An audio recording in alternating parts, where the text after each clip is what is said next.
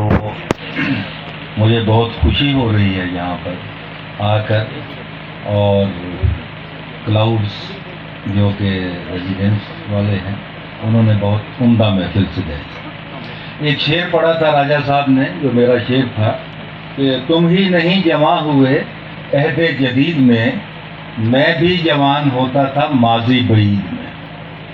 تو ایک شعر پنجابی کا سب تو پہلے پیش کرنا۔ یہ شعر میں اپنی نوجوانی کے زمانے چ لکھیا سی، 2-3 مہینے ہو گئے اس گل میں۔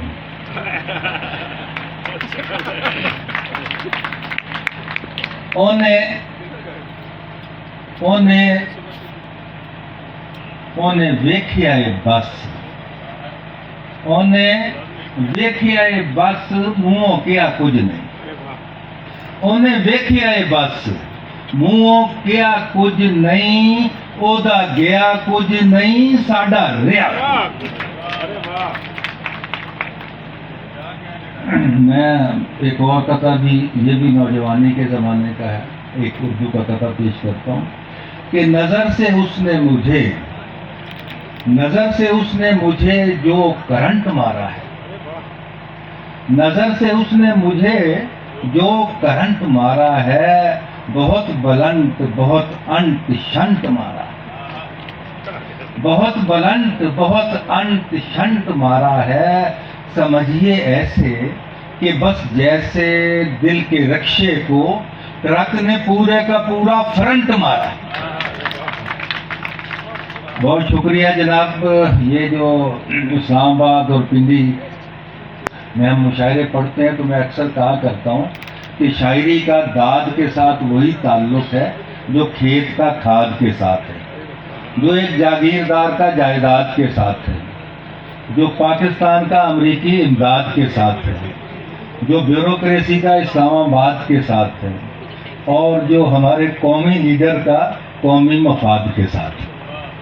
تو اس تناظر میں یہ قطعہ صورتحال بھی ویسی ہے اور چل رہی ہے کہ ادھر ناکے پہ ناکا چل رہا ہے، ادھر ناکے پہ ناکا چل رہا ہے، ادھر ڈاکے پہ ڈاکا چل رہا ہے، ادھر منصوبہ بندی کے ہیں چرچے، ادھر کاکے پہ کاکا چل رہا ہے۔ Here heaps of post after post, there reeks of plunder after plunder. Here claims of family planning and there cries of babies thunder. یہ میں نے انگریزی میں پڑھ تو دیا، لیکن ہماری انگریزی تو ایسی ہے جیسے میں نے ایک بچے سے پوچھا تھا کہ بیٹے اگر کسی کو کہنا ہو ادھر آؤ تو انگریزی میں کیا کہیں گے؟ اس نے کہا میں کہوں گا کم ہے۔ میں نے کہا اگر کہنا ہو ادھر جاؤ تو کیا کہیں گے؟ کہنے لگا میں ادھر سے جا کے کہہ دوں گا کم ہے۔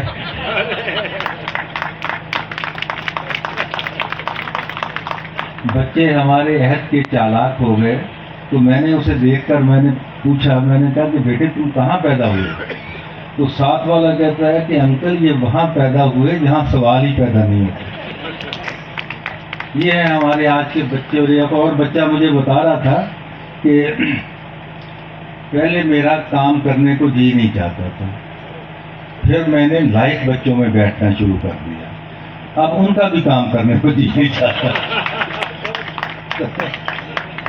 تو مختصر سی بات ایک اور قطعہ پیش کرتا ہوں کہ میں نے ایک کیک جو بھجوایا تھا نورین کے گھر، آج کل لوگ ہیلتھ کانشیس سے میٹھا بہت کم کھاتے ہیں، میں نے ایک کیک جو بھجوایا تھا نورین کے گھر، لے گئی گفٹ میں آگے سے وہ پروین کے گھر، اور گھوم کر ایسے ہی یہ اور بھی 2-3 کے گھر آ گیا شام تلک پھر اسی مسکین کے گھر۔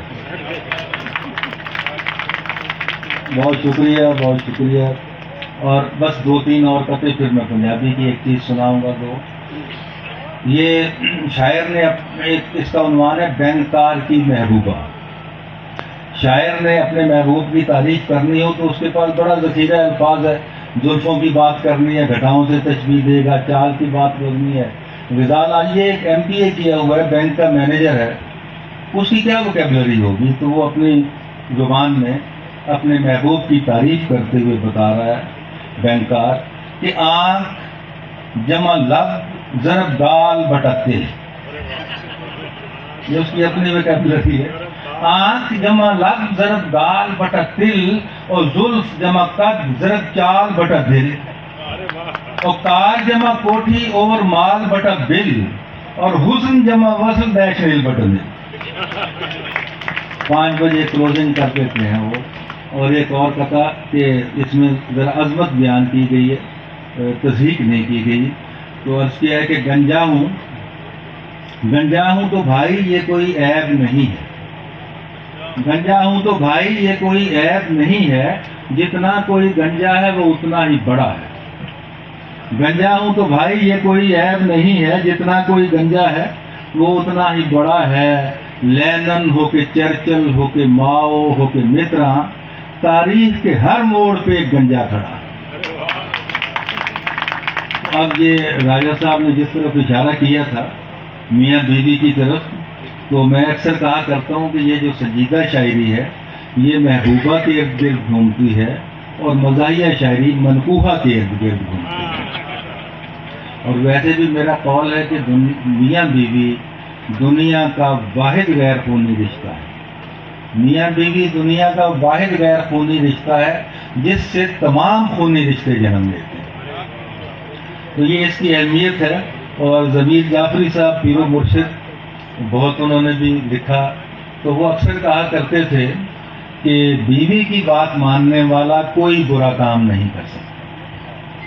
بیوی کی بات ماننے والا کوئی برا کام نہیں کر سکتا. یہ الگ بات کہ کوئی بڑا کام بھی نہیں کر سکتا. تو اس تناظر میں ایک دو قطعات اس میں کہ میرا گھر میری جنت، جو کہتی ہے دنیا وہ سچ ہے اے بیگم. جو کہتی ہے دنیا وہ سچ ہے اے بیگم کہ میں تیرے زیر اثر آ گیا. جو کہتی ہے دنیا وہ سچ ہے اے بیگم کہ میں تیرے زیر اثر آ گیا ہوں. کہا باس نے جب جہنم میں جاؤ تو دفتر سے سیدھا ہی گھر آ گیا. تو دفتر سے سیدھا ہی گھر آ گیا ہوں. اور اب اپنے گھر سے دوسروں کے گھر کی طرف چلتے ہیں. اس کا عنوان ہے ایک شریف آدمی کا اعتراف. اور شریف آدمی کے بارے میں مشتاق یوسفی صاحب لکھ گئے ہیں کہ فی زمانہ شریف آدمی وہ ہوتا ہے جو عورتوں کی محفل میں اپنی نگاہیں نیچی رکھے لیکن نیت بری رکھے. تو یہ اسی شریف آدمی کا اعتراف ہے کہ کبھی چشم و ابرو بہم دیکھتے ہیں، کبھی چشم و ابرو بہم دیکھتے ہیں، کبھی اس کی زلفوں کے خم دیکھتے ہیں. قیامت کے فتنے سے قد آدم پڑوسن کے فتنے کو کم دیکھتے ہیں. اور کہاں دیکھتا ہوگا خود اس کا شوہر اسے جس توجہ سے ہم دیکھتے ہیں، اسے جس توجہ سے ہم دیکھتے ہیں. اور اب میں ایک چھوٹی سی نظم سناؤں گا. راج صاحب پانی مل جائے گا؟ ہاں جی. ایک نظم اس کا عنوان ہے مریض اور مسیحا. غالب نے کہا تھا کہ چلتا ہوں تھوڑی دور ہر ایک راہرو کے ساتھ، پہچانتا نہیں ہوں ابھی راہبر کو میں. تو ہمارا بھی کچھ ایسا ہی حال ہے. آج کل پھر الیکشن ہو رہے ہیں اس لیے ذرا وقفہ کیا. دوبارہ عرض کرتا ہوں کہ اس کا عنوان ہے مریض اور مسیحا. آپ سمجھ سکتے ہیں کہ مریض کون لوگ ہیں اور مسیحا کون ہیں. علامتی نظم ہے.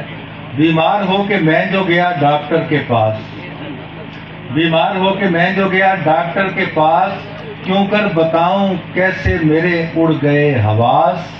حیران ہوا یہ سن کے میں نرسوں کی ٹیم سے، وہ خود دوائی لینے گئے ہیں حکیم سے. آگے سے جب حکیم کو ڈھونڈا ہوا عیاں، آگے سے جب حکیم کو ڈھونڈا ہوا عیاں، آئے تھے اس جگہ جو ابھی ڈاکٹر فلاں، ان کو پے مشاورت یہ حاذق زماں، لے کر گئے ہوئے ہیں کسی ہومیو کے ہاں. اور ناچار ہومیو کی طرف اٹھ گئے قدم، پہنچا وہاں جو پاٹ کر گلیوں کے پیچ و خم، پہنچا وہاں جو پاٹ کر گلیوں کے پیچ و خم. بولا یہ بال کا کہ مجھے آپ کی قسم، تینوں گئے ہیں پیر کے در پر کرانے دم. اور آخری بند ہے، یہی کچھ ہم کر رہے ہیں. آخری بند ہے کہ ہنستے ہوئے جو پہنچا میں پھر پیر جی کے گھر، تینوں کھڑے ہوئے تھے گلی میں پکڑ کے سر. سن کر مرید خاص بڑے ڈاکٹر کا نام بولا پکڑ کے گھٹنوں کو از راہ احترام، تھا پیر جی کو رات سے سر درد ماں زکام، سو چھوڑ کر ادھورا یہاں اپنا فیض عام، کر کے دعائیں اپنے لیے پڑھ کے دم سبھی، وہ آپ کے متے پہ گئے ہیں ابھی ابھی۔ تو ہمارا کچھ ایسا حال ہے، آخر ایک پنجابی دی یہ نظم میری ڈائٹنگ کر کا مسئلہ ہے، میرا بھی بہت مسئلہ ہے، بہت کوشش کری دی ہے، بہت ورزش بھی کرنے لیکن ٹھڈ کٹتا نہیں۔ تو آپ تنگ آ کے نظم لکھی سی کہ پورا ہفتہ ڈائٹنگ کر کے، پورا ہفتہ ڈائٹنگ کر کے ودیا ٹھڈ کٹائی، پورا ہفتہ ڈائٹنگ کر کے ودیا ٹھڈ کٹائی دا ہے، تے پھر ایک مفت دی دعوت کھا کے اوتھے ہی لے آئی۔